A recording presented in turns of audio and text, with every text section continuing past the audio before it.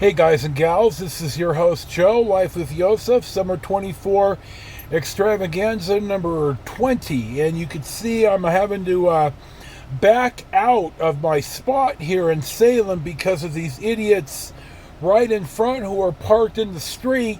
And bluntly, I didn't think I could pull out without clipping the tree. And I went ahead and backed straight up. You see, I clipped out some of the footage here, and here we go. So I'm leaving Salem. I'm on my way to Chiloquin, I think it's called, Oregon, and we'll see some road footage.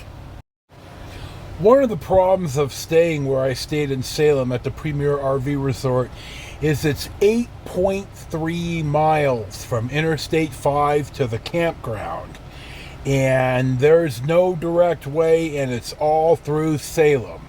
One of the problems of a lot of the towns in the Willamette Valley on Interstate 5 is prior to Interstate 5, there was US 99 East and US 99 West through Oregon and actually through Northern California as well.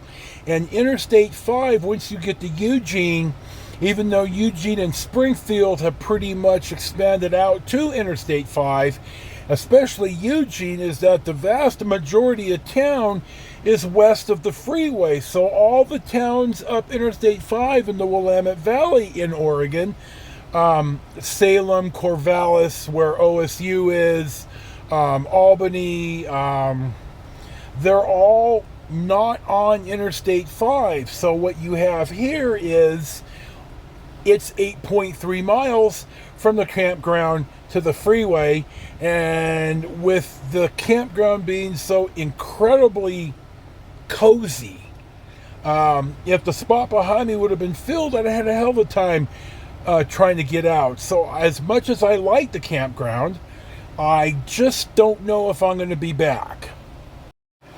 Now, you know, Love's is a pretty big truck and RV stop, and some of them have dedicated RV pumps, like I talked about when I was driving from Patterson to Red Bluff. But here, you've got this great big Love's, and it is absolutely in too small of a footprint.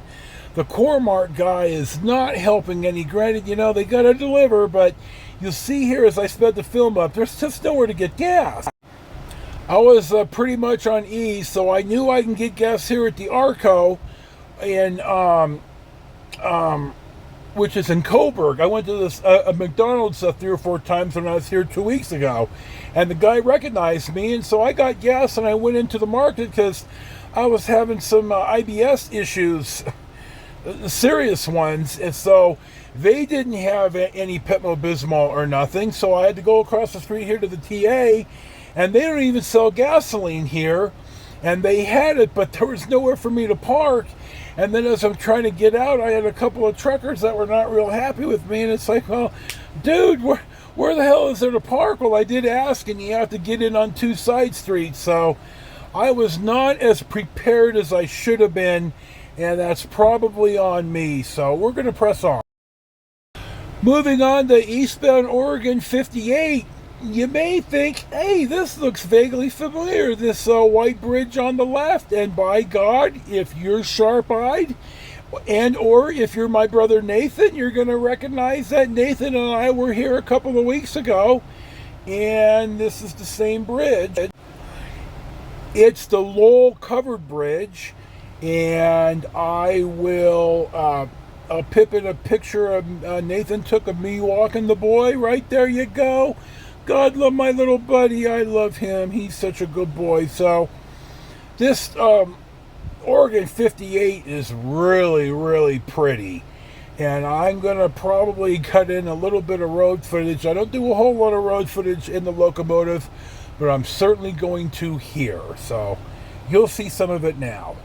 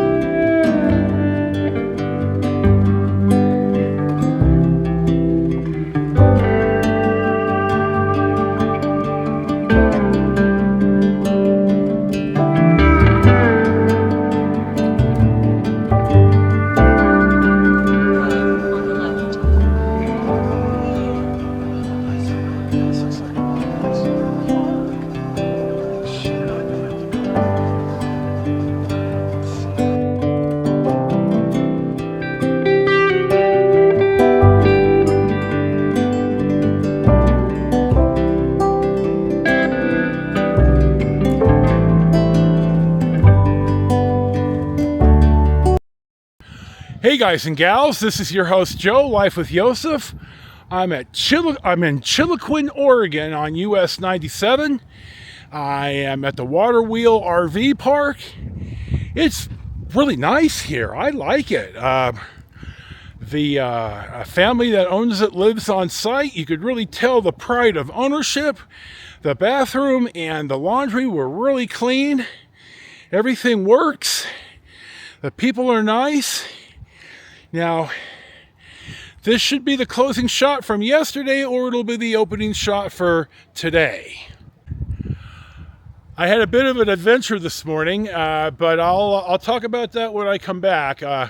Yesterday was all road footage, and I don't really do a whole lot of road footage in the locomotive, but I'll download it, I'll go over it, I'll see what I make up, and I'm going to go into town right here to eat at the cafe that closes at 2. It's almost 1, and I need to stop at the hardware store real fast, hoping that they have an adapter for me. And I'll talk about all of that after I eat, so we'll see what's next. Now, this part of Chiloquin, the old part of town, has been bypassed by the more modern US 97. Now, the railroad tracks I just went over are the main north-south Southern Pacific, SP, I don't know who runs it now, BNSF, I think. Amtrak goes on these lines. So this is a kind of sped-up footage of the older part of Chiloquin. I'm going to go to the Potbelly Cafe, and you'll see that now. Our first stop of the day, well, after gas or another Joe's Restaurant review, finds us at the Potbelly Cafe in Chiloquin, Oregon. So we're going to go, it gets good reviews, and we're going to go in. They close at 2, so I need to go in here before they close and see what the story is. And you'll see that next.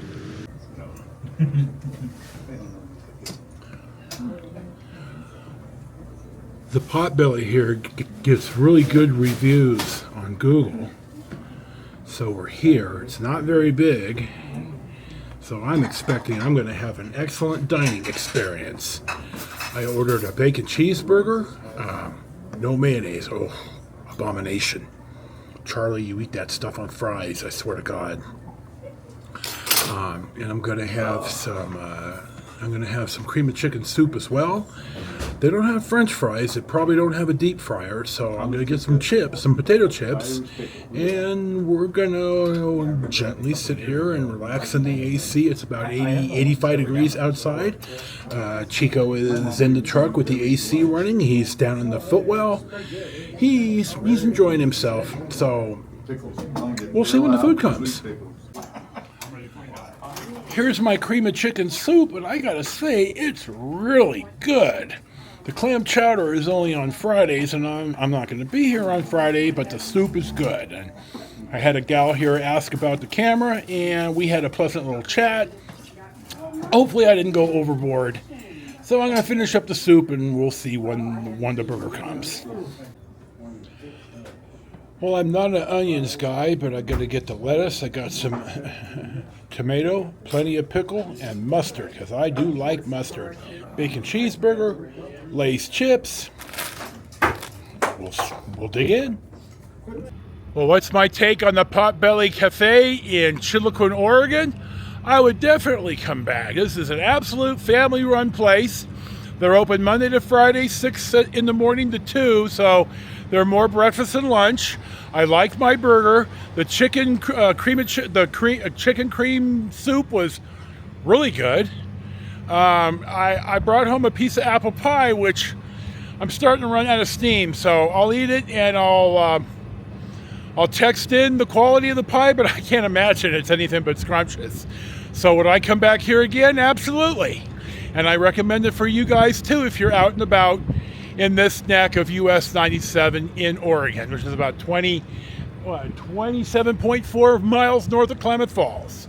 So this is your host, Joe, live with Joseph and or Joe's Restaurant Reviews. You'll either see what's next or this is it. Thank you for watching. Enjoy your day. Peace be with you, and we'll see you for the next one. Okay, now we're going to catch you up to speed on some of the nonsense I had to tolerate today. Yesterday when I got here, I use one card. I have more than one Visa card from different credit unions. And this is why. Now I'm going to tell you, a couple of weeks ago, the Patelco, Pacific Bell employee credit union, got hacked so bad that for 2 or 3 or 4 days, they were fully and completely closed, and your ATM didn't work, your Visa didn't work, nothing worked, because they had been hacked so bad. So if you guys have your primary money in one card or one a financial institution, you're going to get taught a lesson right here that you need to probably pay attention to. I used my primary Visa card from the credit union when I joined the Mercury News Employee Credit Union. It was since bought out, yada, yada, okay. I get here yesterday and my Visa's denied. Well, the credit union's closed by now, so I can't call them, okay. Well, I have a backup. I go to the truck, I get the card that I use for gas and restaurants and stuff. I keep them separate just for this situation. If I get one hacked, I've got a backup. In fact, I've got 2 backups. So anyway, I get my stay paid for. I called this morning, and the long story, now you all who know me know that I've been told more than once that I should have been the district attorney, that I could be that big of an asshole. Now, the ADHD, the bad part of it is I miss almost every social clue and I'm oblivious. But the good part of it is, well, if you can call it good, is I laser focus in on things that maybe nobody thinks to ask. My wife looked at me more than once and said, "How do you even think of that question?" Now, it's a legitimate question, but okay, so I called the credit union this morning and I explained, my card's been blocked, and I checked my balance. I've got plenty of room. I took a $695 charge yesterday. I'd like an explanation. Well, the long story short is an unnamed anonymous merchant, and they won't tell me who it is yet, reported that my card had been compromised. They wouldn't tell me how. They wouldn't tell me who reported it. They wouldn't provide me any evidence. Now, I'm starting to get really, really indignant here. Now, I don't tell them this, that I have backup cards and I can make it work. What I tell them is, I'm over 400 miles away from home. I'm traveling for at least another 3 weeks. What do you expect me to do? Well, they said, well, we mailed you a new card and notified you by letter. And I said, well, one, I took a charge yesterday, so when did the letter get mailed? And I'm not going to be home for another month. What do you think that does? What good does that do me? I asked him, how come you couldn't call me? Well, we'll get back to you. So, okay, well, we play phone tag, and I still haven't spoken to anybody. So what I want to know is, one, I want the name of the merchant. 2, I want to know what the exact evidence is. I have that right. And I told him, I don't care what you say. If you're going to deny me my use of my card, I want to know who and why and how. And then I said, how do you expect me to get home? I've got about $100 in cash on me. How am I going to get home? Well, we mailed you a card to your home address. Well, I'm in rural Oregon. So what I told him is, I want the card that I have in my hand reactivated today, and that didn't happen. I said, and tomorrow, by end of business, I want a phone call from somebody very high up in management at the credit union to explain to me how an anonymous merchant could cause me this much disruption. And I want to, so Well, we'll see about tomorrow. So what occurred to me is, let's say you go into a restaurant and there's an issue, and maybe you have words, you didn't good service or the food was bad, or maybe you're an asshole and you deserve what's coming to you, but you don't deserve this. So if a merchant could report your card as compromised anonymously and not have to provide any evidence to why they make this statement, imagine how much chaos could be caused by merchants who decide, hey, I'm going to get back at this person and I'm going to report their card compromised, and I'm anonymous and they'll never know it's me. Now this, maybe none of you have ever thought about this, but by God, I did today, and I'm really not happy, and I want answers. I don't think I'm going to get them. And bluntly, am I stranded? Of course not. I've got 2 backup cards. I'll be fine. But that's not the point. The point is every one of my recurring bills that goes on the Visa goes on this Visa. So I'm going to have a handful. I told her, I said, what do? My power's going to get shut off. I've got a fridge full of food that's going to rot. What do you plan to do about this? No answer. So that's the first start of my pleasantries of the day. Now, you might not be able to see this very clearly, but this is the 20 amp plug here at the campground. And it's got some type of T. It's a T plug or a T something or other. Well, I don't have the correct plug to plug into this. And I can't find an adapter for it. Now remember, I use this to plug in my portable air conditioning for my bedroom, because I can't run the house air and the portable air at the same time, because it blows the breaker of the 30 amps in the coach. So I went down to the hardware store today here in town, and they didn't have a clue what I was talking about, and I should have taken a picture, but okay. So I get back here to the campground, and they're not really sure what I'm talking about either. It's like, it's your pedestal. How do you not know this? But okay. Well, I get back in the coach, and then it occurs to me later, because I always go over in my head kind of what I want to talk about. It sounds off the cuff, but I try to have at least a bit of planning. And then it occurred to me, I have an answer. Now the adapter on the left is 50 amp to 30 amp. So now you see I've got my voltage checker. It's here somewhere. Hold on, there it is. And I've got my 30 amp plugged in. So I'm good to go. I'm not going to blow the pedestal, because a full 30 amp draw is not going to fry a 50 amp plug. Now the adapter on the right is a 30 amp to 15 amp or 20 amp plug. So now you see I've got my room air conditioner plugged into the 30 amp. It's not going to blow the box because it's not going to draw enough amperage. I didn't think about this, but I thought about it, and they had the stuff here, and I had to pay a little premium for it, but that's fine, because now I got everything like it should be. So I've solved this. Now, I've talked about the struggle with the weight distribution and anti-sway hitch. Well, today's struggle was the worst struggle I've had. I got the first one off, but I could not get the second one off. And I fought and struggled and fought, and I couldn't get it off.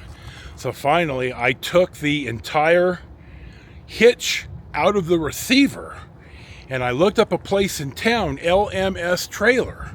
They're in Altamont, which is roughly Klamath Falls, and I asked for help. Now, I got help. I got help from Brian. Now, I'm going to point out here what he showed me.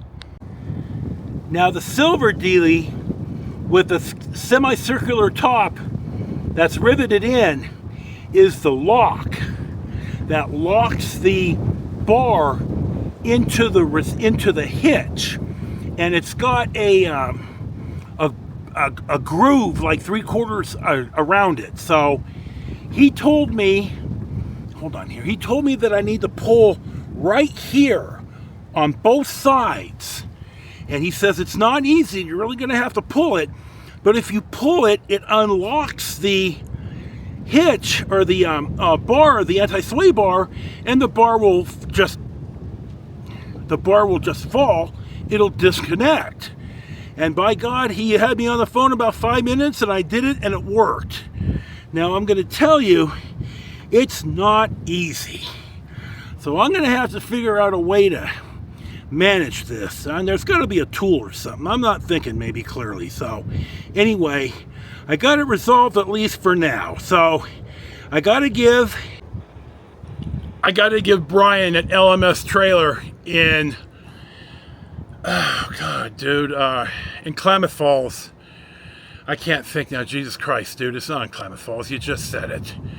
Altamont. And I looked at some of the Google reviews, and he's very highly mentioned, more than once. So, Brian, if you ever see this, dude, 10-10 to you, my friend. You saved me an awful lot of stress, and I learned something today. So as I sit back down in the shade, it was definitely an adventurous day. I'm tired. I felt pretty good today for a while. I ran out of steam at the restaurant. So, this is your host, Joe, Life with Yosef. Summer 24 Extravaganza number 20. As always, thank you for watching. Thank you for subscribing. Thank you those of you who know me and have met me and are standing by me in my times of crisis, whatever it is. Thank you for that. Don't think I don't know and recognize that. I do get teary-eyed when it's just me and the boy. I don't really have a big deal on film because, you know, none of you need to deal with this, but just know that this is not easy. This is not easy. But my wife, God love her, she was good people, and we talked about this, and she and I made it clear, when one of us go first, there is no lying around moping. You continue to live your life. And I'm doing just that because, by God, my wife would haunt me from the grave if I rolled into a ball and just wouldn't do nothing. So, sweetheart, I love you. You're with me in spirit. Always. So this is your host, Joe. Thank you for watching. Enjoy your day. Peace be with you. And we'll certainly see you for the next one.